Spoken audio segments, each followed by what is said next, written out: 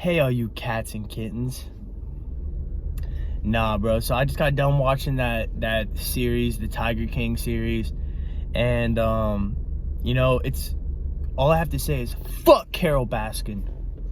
All right, so basically, today I'm going to be telling a story, one of the better stories on my channel. I've never really gotten into, when I used to, sell and, when I used to be a dealer and stuff. So this is going to be the time I almost got away with it, the time that I almost broke even and I was making all this money. And, whenever it comes to selling, you just keep getting bigger and bigger and bigger by the day. So the key for me was simply, stay low key, but I got lazy with it and this is what happened. So without further ado, I got this here rolled up. So make sure if you got one as well to light it up right about now.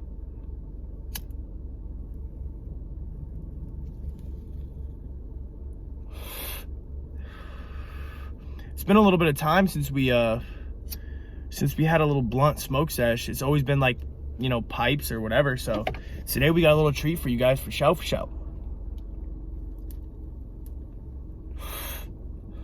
All right, guys, so the time that I almost got away with it. So I was a junior in high school. This was about 4 or 5 months after the story with me and Cameron where we got kicked out of high school. So I went back to school. A bunch of people wanted to be my friend because I got bigger. I got swole as hell. Everybody was curious, where'd you go? Are you good? Everybody just was real curious on what happened to me and how they could just disappear and, come back and get jacked as hell. But basically, right around that time, I started selling. And I was only selling, that green. But at the same time, selling in general is not the best idea. So basically, I started selling and I was getting pretty big pretty fast because at this point in time, there was not a lot of people that sold in my town. So basically, I knew that if I did sell, then I would take over the entire game, which is exactly what I did. So about 3 or 4 months into me selling, I'd made thousands of dollars and I was ready to stop. I'd made my money. I was tired of risking my life every day. I was tired of, risking going to jail or, getting a felony or whatever else I could have gotten from this. But I was just tired of risking it and I just didn't feel comfortable anymore. So I told myself I'm going to give myself one more week and I'm going to stop. And here's the reason why I think this was a bad idea. So at the time when I was saying this, I was contemplating buying a whole nother pack. And I was like, all right, so buy one more pack and then be done, or just take the money right now and run. Well, what I chose to do, which was buy one more pack, was, what could have been the biggest mistake of my life. So basically I was at about 3 or 4 zips left, and only real OGs know what a zip is. A zip is 28. So I had about 3 or 4 zips left. And sorry, I'm dying. But basically, I got this very uneasy feeling in my stomach one morning. As soon as I woke up from bed, I had 15 to 20 people hitting me up. And I just had a weird feeling. I was like, maybe today's not a good day to do this. I just don't feel very good. It was super nice out, super hot. I just didn't know what I wanted to do. So basically, all the rest of the tree I had was all profit too. Literally 3.5, 4 zips of just straight profit. So what I did was, I was in my head, I was like, all right, we should just not sell today. Let's just hang up the gloves for today and not flip. Well, someone hit me up and was like, hey man, can I get 2? And two zips. And I was just like, you know what, whatever. So I go, I meet the guy, I get the money, and now I'm left with 2 ounces, right? This is all important, you'll find out later, but I was left with 2 zips.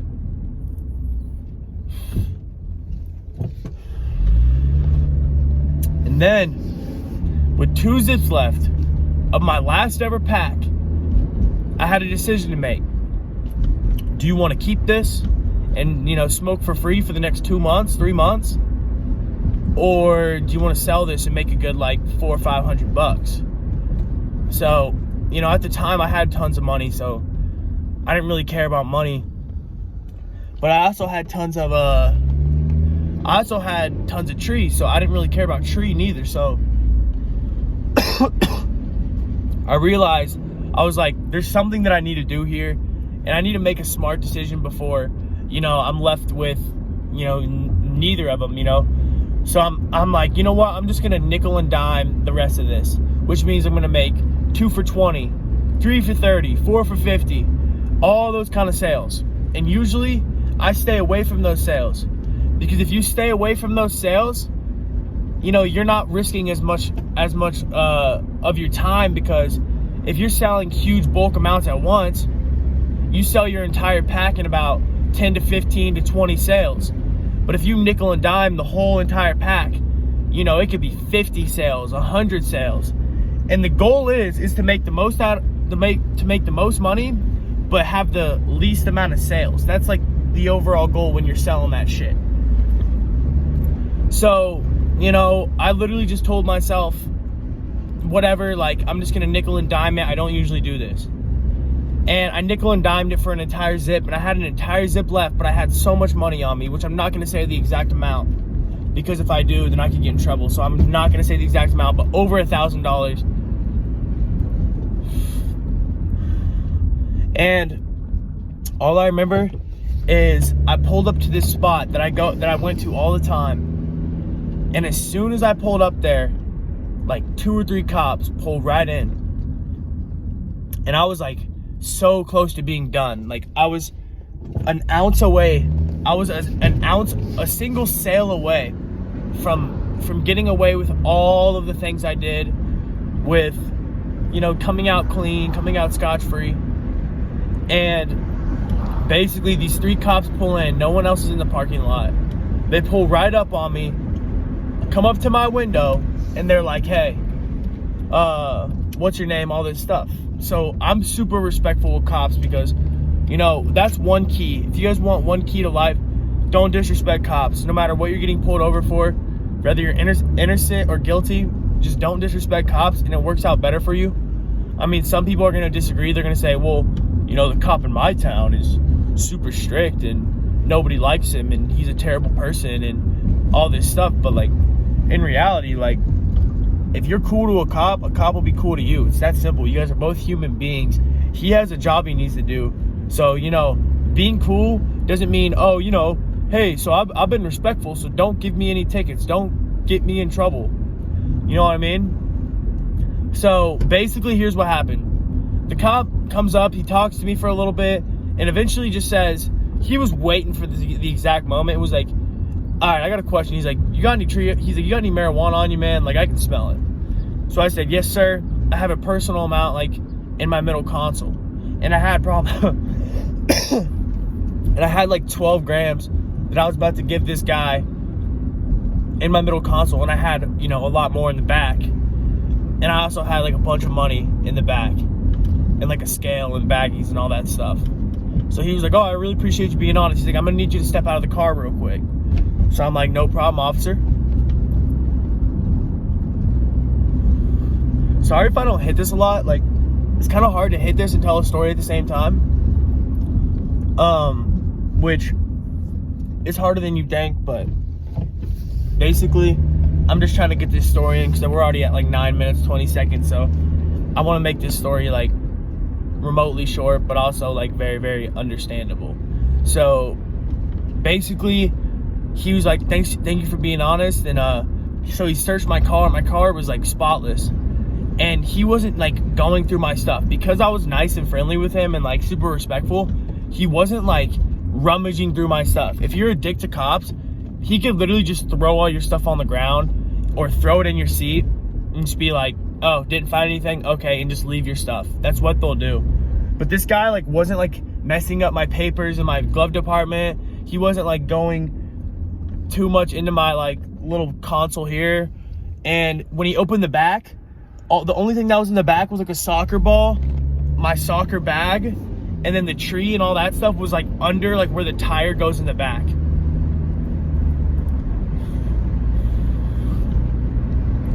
So like, he opens the trunk for 1 second, looks through my soccer bag. I witnessed it happen. Looks through my soccer bag, and then just closes the trunk. And I was like, because my trunk was completely empty, right? So it's like, there was nothing else in there, but like, besides this bag. And so he looks through the bag and then just closes the trunk and says to me, all right, man, well, since you were honest with me, I'm gonna cut you a break. Like, I'm just gonna make you throw this, you know, personal amount of marijuana away. I'm gonna make you step on it, and then I'm gonna like, that's pretty much it. Like, I'm gonna let you go.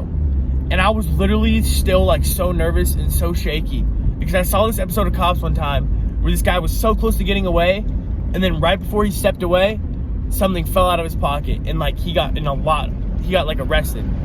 So like, I was literally just like trying to like remain calm and just stay chill.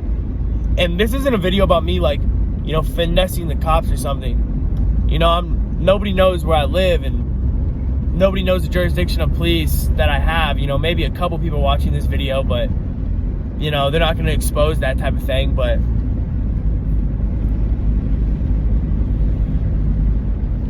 you know, I'm not saying that I was so smart and all this stuff. 90% of cops probably would have searched a little bit harder than this guy did. But I think it was because I was super nice to him. I was honest with him right off the bat. So he trusted me. And that's the problem in life. You really shouldn't trust people unless you know them, but he trusted me for that time being. And I didn't think it was, you know, it kind of bit him in the ass in the end because I didn't get in trouble. But what ended up happening was he let me go. And, you know, this video is, I almost got away with it. And the thing is, it's about the idea. I was literally millimeters away from getting caught. I would not take that chance and go do all the things I did to have those odds in the end again. Like, to have those odds that I was that close to getting caught. And I know, you know, some of you guys might be thinking like, okay, you were in an empty parking lot. Like, of course the cop's gonna pull up on you. What you guys don't get is like, this empty parking lot, you're allowed to hang out here. It's legal. They just knew me. They knew that I was like doing bad things around the town. And I kept it real with them, and they asked me questions about like random stuff, and I said, what are you doing here? And I told them I was about to smoke, and they were like, well, you're about to smoke and drive? And I was just like, no, I'm just about to like, you know, roll up here. And then I explained the whole process, and I was like super honest with them, and they were just like, okay, well, that explains why it smells like stuff, and why there's crumbs all over your car and stuff. But yeah, y'all, like, that was one of the crazier stories I had, because that lifestyle that I chose to live for that short period of time was pretty crazy, and there's a lot of crazy things that happen.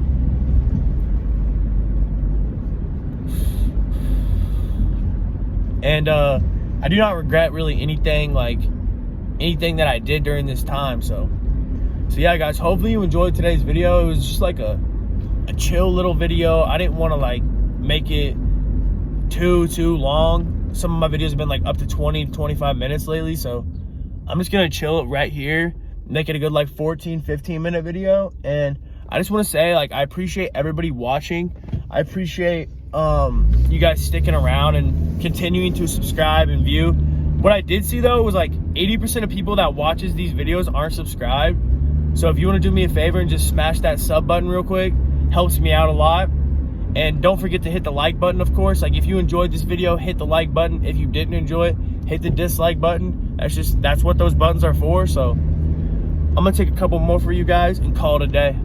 Here's some virtual hits, you know what I'm saying? Token daily style.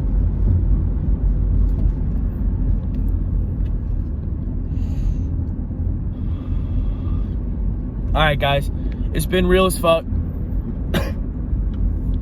Man.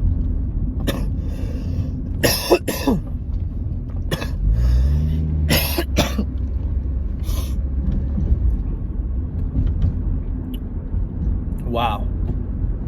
All right, guys, since I had to die before the outro, it's been real as hell. It's been XCal. I appreciate you all watching. If you're still watching, peace out, guys.